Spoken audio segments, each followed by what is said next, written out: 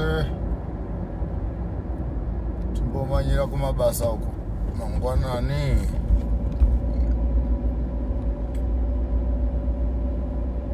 Nasi ndabatangura wagona makurumidza wakuka mabata nechikaranga kunonzi mabata jongwe muromo ndokugona tinombovhiringikavo kunoti manya mangwanani mose timomirira vamwe vaviri vatatu tikogereketa nenonda apende kusvika matinondopakawo tigomboreverana nhema mangwanani kwamuri ikoko tatenda mucha namiri yemuchiota ndianemwe vana Veronica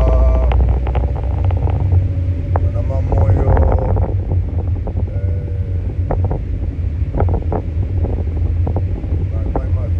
maviyase Hartley mangwanani kwamuri ikoko mangwanani muza kumbotibudzawo mitupo yenyu kuti ndirirani vana Shumba kuti moyo Shumba vana Zhou vana Mahira Pazhi vana Samanyanga vana Mbeva nana Mvuvu vana Shiri nana Dziva muchitaurawo mitupo yenyu yakona kuti hello good morning chirungu chinokuwandirai mumbomutaurawo nichikaranga muti mangwanani ndinivo mukanya ndinivo nhingi zvinova moti mhoro pastor chi umirai zvechifundisi ndo munowanda nhema taurai zvinohwikwasa vana veZimbabwe kokwazisana nemitupo nezvidavo munomambonyorapo mutupo wake nyora mutupo yenyu ndini nhingi mwana wanhingi muzukuru wanhingi tinobva kwanhingi tichidai vana Nyamuziwa tinotenda Shumba vasvika mbuya vangu avo nasekuru vangu Shumba dziri pano ndonga paita Shumba nhatu makudu ariko here uko vana Gono vana Chirandu tinotenda vana Chirandu masvikavo Mangwa anani Mashoko anani vana Ishwa vakwashwa vari panovo ehezve tisu vacho kwazisaivo zvakanaka vana Nyamasvisva ndivanania wedzerai kamashoko muti Nyamasvisva ndiani Bvuma Varanda tinotenda masvika vana Bvuma Varanda ana Chihera uzvo zvakuda kunaka manje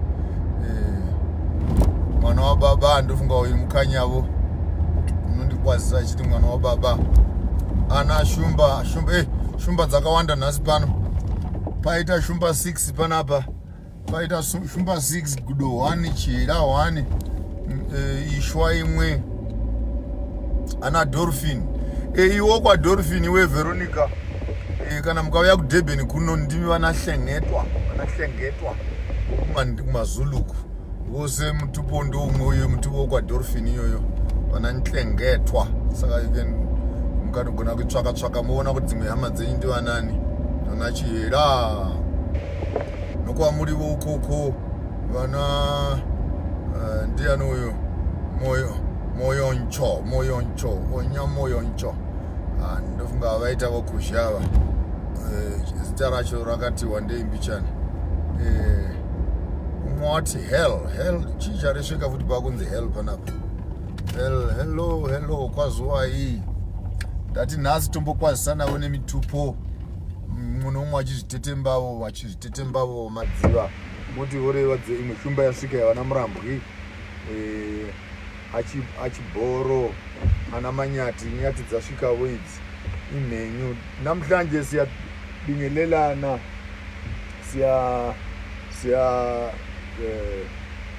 siyasebenzisa izithakazelo zethu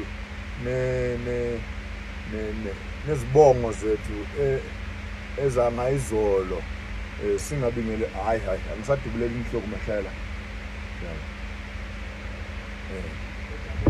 Maponga 076 905 9100. 076 905 9100. Thank you very much. Sicela ukungena ke mntu omdala. Nasitokwazi siyabingelelana namhlanje nezibongo zasekhaya. Izibongo zasekhaya bondwandwe, bomvundla, abosibanda, abonxumalo, abonzide kalanga, abomnisi, bojamela. Sibingelelana ngezibongo zethu ukuthi kube cosi, kube yele namhlanje. Ake sikhululekeni nje njengabantwana bakwantu, sibingelelane nezibongo zethu. Mara zili pano, umakhabo bakhona ekhaya. Izindawo zinobvephi siyataura hedu kana tichinda mberi. Bonyathi bafikile, umadliwayo. Siyabonga bomadliwayo, boshumba, bonyamuziwa, bona moto, bomlilo. Siyabonga. Ndathi umachuma akushi ngwambuye wangu ndo kwachuma. Siyabonga machuma neAfrika shoko jena vanachiramba kusesera mpona ngokuba vane mazha kumagaro vana makombe. Haikonazvo unoti makombe mutupo ndiani? Ndati imbonyoraiwo nemitupo yenyu muchiita vana samaita, vana samaita, vana mhofu yomukono. Tinotenda mangwenya ndovana gushunguka, vana mzima.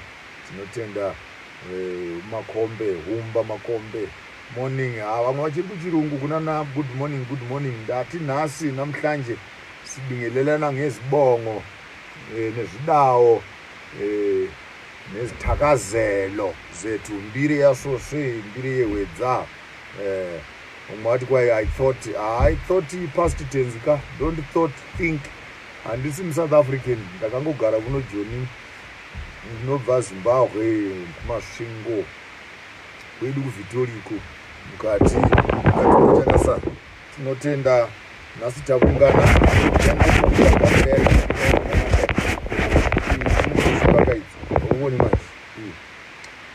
vana mamoyo, vana mbuya vangu ndinotenda, vana magumbo. Tinochingamidzai mose paprogramu yedu yanhasi. Tinotenda na tabonana zve sokomurewa mamukaseyo Maponga. Tinotenda ndiva chimombe ava, shanga mwana wa baba vangu. Tinotenda muturikwa, chiwambu vari pano, mukanya tisu tiri pano, vana dewa auzo yanaka manje. Tingatanga kutaura kana vana dewa vasvika. Ndandakamirira kuti pangosvikavo vana manjenjenje aite umwewo, ndoziva kuti mbuya vangu vasvika. Vari kwere vokwadhuve uko? Vari kwere mutambo wavasikana vana dhuve? Vari kwere? Mumbokwazisavoka eka, mumbokwazisavoka vana dhuve. Mbuya vangu ndikataura here mbuya vasipo makudo ndawavona. Madzisekuru ari pano, vana dzivana nanhlengetwa ndakuonai muri pano, vana shumba ndakuonai. Madzisekuru angu muri pano. Ndandakangomirira vodhuve ite imwe ndigoziva kuti madzimbuya anga ari pano, ndigoreva nhemawo zvakanaka. Variko here? Chishongo chavasikana muriko here? Makwira miti vewedza, vakona ini boko dhube manjenjenje. Auzvake yaibva kana manjenjenje asvika. Tinosvika vana masiziva. Auzvake. Siyabonga kakulu sesite kwafika kesafinyelela bogogo nabomkhulu. Siva sokuyafudumala lapha ekhaya ngoba siyabonga kakhulu abogogo bethu befikile. Zuva ranhasi rakati nake avana madhuve tiri pano. Tinotenda. Ini ndiri mukanya gudo, asi ndiri mukanya gudo. Mbuya vanobereka mai ndi masiziva. Mbuya vanobereka baba ndi vana madhuve. Sekuru vanobereka mai ndi vana sivanda, vana jamela. Kozoita sekuru vanobereka baba ndi vana mukanya, vana shoko. Saka zvatakambotaura vhiki umwe noumwe wedu pano une mitupo mina. Une mutupo mina, ndo zvidumwe zvako izvi zviri zvina. Vokwasekuru, kwababa, Kwambuya, kwababa, kwambuya, kwamai, kwamsekuru, kwamai. Mitupo iri mina ndo inogadzira mai vako. Mitupo iri mina ndo inogadzira baba vako. Ava vari vana navava vari vana ndo vakasangana kugadzira mai vako nababa vako. Ndo mugwagwa waunopinda nawo uyoyo kuti unzi newe uri munhu.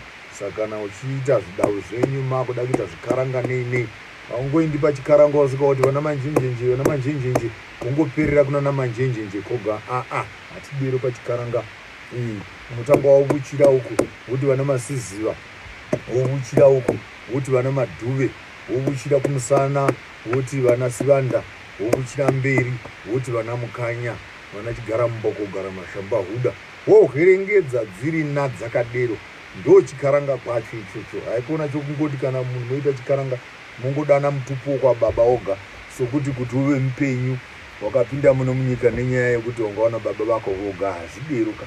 Chikaranga unorerekera kwambuya kunoberekwa mai, worerekera kwambuya kunoberekwa baba, worerekera kumusana kunoberekwa mai, sekuru vamai, worerekera mberi ndo kunoberekwa baba vako. Mitupo iri mina ndo inogadzira iwe kuti unzi nhasi uri munhuwo. Saka ndo kambasi yako iyoyo, ndo kambasi yaunoshandisa iyoyo kana uchida kuti uve spiritually aligned nemadzinza, uchida kuva spiritually aligned nemidzimu yokwenyu, midzi yokwenyu, mashuvuriro okwenyu. Ndo bwizi gwachoka kudzidzisana sevana vakuno mazuva ano zvinokuwandirai zvechirungu izvi. Saka tinopota tichimbotapudzawo mbichana tichikuwedzera ivo zvinhu kuti mugoti kana muchishanda zvinhu zvenyu zvikufambirewo zvakanaka. Saka hakunawo munhu unomutupo umwe. Tose munhu umwe une mitupo yake.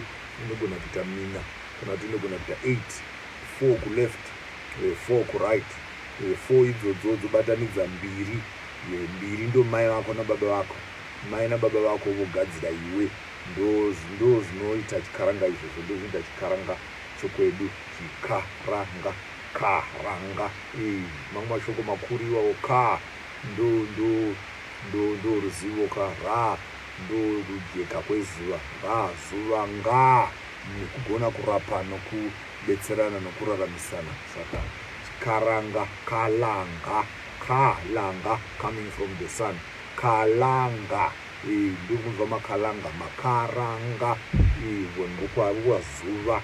Tinoshanda tichizisa kuti titaura nyaya yechikaranga, mashure edu anobva ukoko kumusoro uko kunotaurwa nyaya dzana muzowedzerawo kana mudzidzawo vamwe. Dambudziko vazhinji vanongoda kungopakigwa mumuromo yesi vasina njere. Asi umwe nemunhu ngatimbodzidza. Nhasi ndafunga kuti timbotarirawo nyaya yedu yeZimbabwe nezviri kuitika muZimbabwe. Tanga tichawedzera hedu kumbotaura nyaya dzechitendero, asi ndoda kumbowedzera ipapo pachitendero kuti umbavha hunoitika, kuba kunoitiwa nokurayana kunoitiwa navanhu vanotiwo vanhu vechitendero.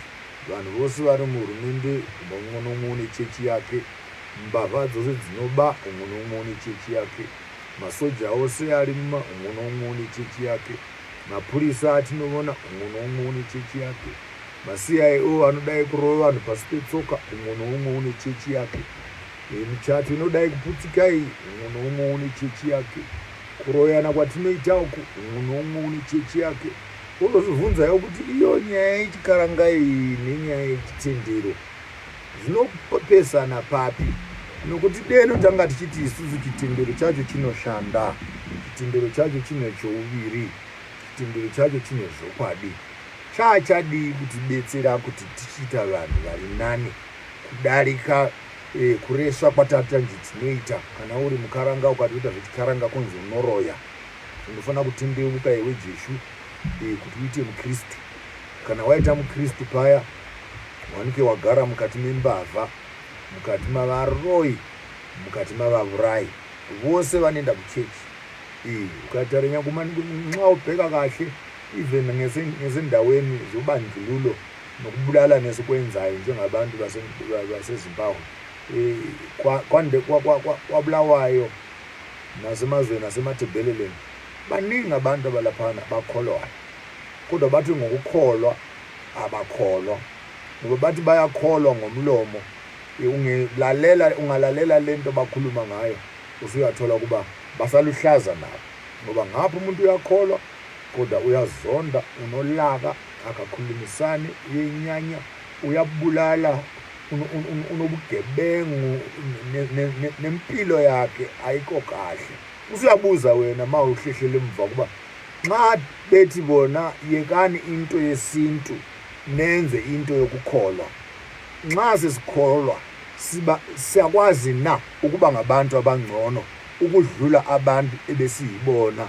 singakakholwa kana kwanzi Maponga chirega nyaya yechikaranga chiita nyaya yechitendero muchitendero medumo tava vanhu vari nani here zvatinongourayana tichivengana tichitukana kudai tichigwa tichigwidzana tichiba hazvinekwa navanhu vorudzii havazive here vanhu vanotenda mubvunzo woti kwamunoda kundisundidzira kuti iwe Maponga aita mukristu utaure zvakanaka nenyaya dzechitendero nebhaibheri bhaibheri ratidetsera here kuti tive vanhu vari nani zvamati chirega zvechikaranga ubate zvebhaibheri rinobetsera here kuita vanhu vari nani bhaibheri racho iroro mubvunzo wokutanga uyo waunofanira kuzvibvunza iwe wakagara pako woga uzvibvunza kuti ndava munhu ari nani here nenyaya yekuti ndapinda muchitendero senge ngumuntu ongcono na ngoba sengiti mina ngiyakholwa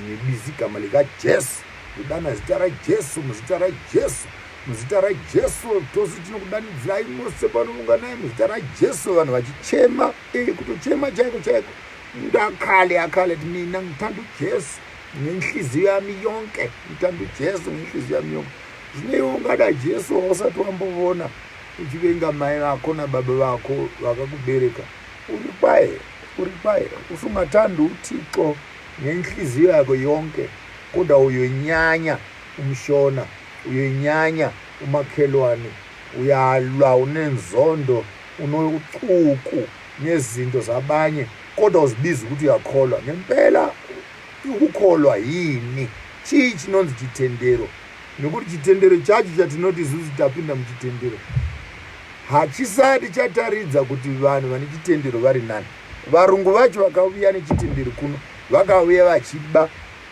vachiuraya vachitova nepfuti asi vachiti vandi muchitendero kuchitova navamwe vafundisi vaigara kumakembu kumasoja vachinamatira pfuti namatira pfuti dzigodii kuti pfuti dzigonama kana dzanamatigwa dzigondodhuvura vanhu vacho ndivanani dzinondodhuvura vanhu dzichiuraya vanhu asi dzichibva mumunamata konzi ndo chitendero ichi ndo pandinokonana navanhu ini nokuti handidi kuita chikukuvata kubatana kumeso tichireverana nhema kuti zvinhu zvakanaka izvo zvinhu zvakashata umbavha noutsotsi hwose hwakaitiwa kutoregwa vanhu nyika kuurayana kwataiitwa zvaitoitwa vanhu vapedza kunamata vantu veqala vathandaze kuqala mase beqedi kuthandaza ke bathathe ibhamu bathathe imense bathathe induku nezagila kuyobulawa abantu ke laphana usiyazibuza wena ukuthi uThixo lo nguThixo onjani okwenza ukuba wenyanye ubulale ube nesihluku nocuku olungaka tozowisisa isipamutshelo ukuthi zvechitendero izvi zvechikristu izvi zvine chitsotsi mukati mungadero mune chokwadiwo muchitendero chemitemo negumi musadai musadai tinozvitenda izvozvo asi vanhu vanosenga chitendero ichi havasati vatanga kutaridza kuti vanhu kwavo vafundisi vanoba mari vachitorera vanhu mari dzavo vachiti kwai vanotora mari taitora tinofanira kundopa mari yacho kuna Mwari imari yaJesu ipai Jesu mari yake ndikati ndipe risiti imwe wakapuwa naJesu kuti mari yawatorera vanhu wamupa here Jesu wacho handinowana mari yacho yose iri mubhengi mako uchizvizvira iwe navana vako vanhu vachitambura ndiani ungatorera vanhu vasina mari chembere neharahwa nechirikadzi nenherera uchidzitorera mari uchiti unotorera mari yacho kundopa Jesu wacho waunotaura iwe wakambokupa risiti ndinoda kubvunza ino kuti une risiti here inobva kuna Jesu kuti ndakolekta kuno 15,000 iyi ndapuwa pano. Tisarevera vanhu nhema. Mari dzatinotora idzi tinongotora savafundisi. Ndakamboshanda kokoko tichidya mupiro stereti, tichitora mupiro namataipi, tichidanidzira vanhu mabira Jehovha, mabira Mwari, mabira Mwari. Vanhu vogwadziwa kuti pamari dzacho topa, tondotora mari dzacho tondopa chechi. Chechi iyo yotenga mabhiriji, yotenga mota, yotenga zvavanotenga. Kwai tiri kushandira Mwari. Ndo mashandiro azvinoita izvozvo. Saka hazvina chokwadi izvozvo.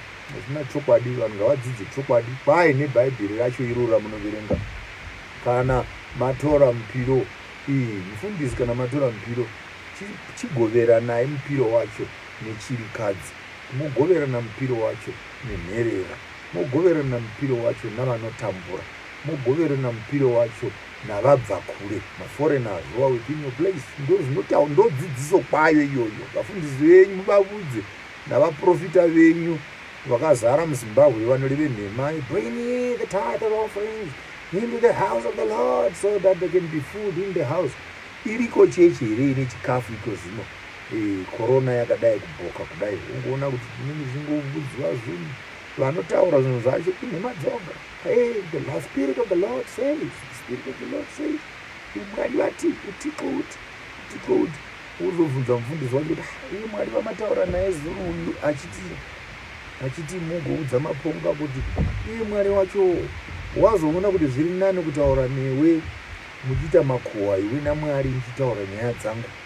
Iye Mwari wacho adresi yangu waishayiwa here, wanga wadii kumupa adresi kuti Jesu uri pachipiwa pamukwasini kumakuvatsine, usvikavuka kumba zvakanaka, musvika motaura vo nechokwadi. Haikona kungotireverana nema. Bata mbichana vakomana kustudio vachambondibvunza something. Yes sir.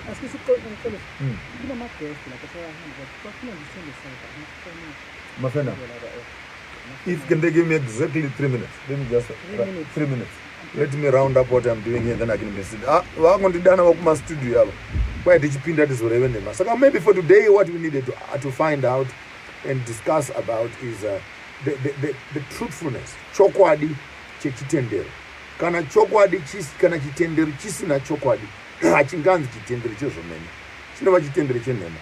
Nxa mundeti yakolwa tinoziva zvinoreva chitendero kana mabatiro, maitiro namashandiro avanhu vanoti vanotenda asiyana. Pari zvino tapinda mu 40 years takapinda muZimbabwe tichitambura, tichirohwa, tichidzinganisiwa, ndo chitendero here ichi, nokuti vacho vanotirova vanotenda. Saka ndoda kupai recommendation, ndimbokupai homework kuti musamanyira zvinhu zvisingashandi. Tanga tadii kumbotarira nyaya iyi, takatarira rimwe divi. Timboona kuti chikristu chavanotaura nechikristu chavanorarama hazvipindirani. Chii chinopindirana nesu savanhu veAfrica? Tigodzokera paya patakamboreva nhema paya tichiti isusu nyaya yegovernance iyi, yemitemo yenyika iyi, nyaya yamaprinciples namapolicies atinopuwa munyika iyi haina zvokwadi chakanaka, nokuti tiri mukati mokuda kugwa nokubetsera mararamiro anoita varungu. Tazviuraya savanhu vatema. I think vhiki inouya ndinofanira kumbotaura nyaya yegovernance zvakanaka, timbosisidzira nyaya yacho tione kuti inobuda here. Kwanhasi chimbofungai kuti kana uchiti unotenda iwe, unotenda here? Chitendero chako chakuita kuti uve munhu rinani here, kana kuti wawedzera kuresveka kubva pawanga uri kusvika pawariko zvino? Tinotenda. Ivai nezuva rakanaka, tozokukereketa futi mumwe musi.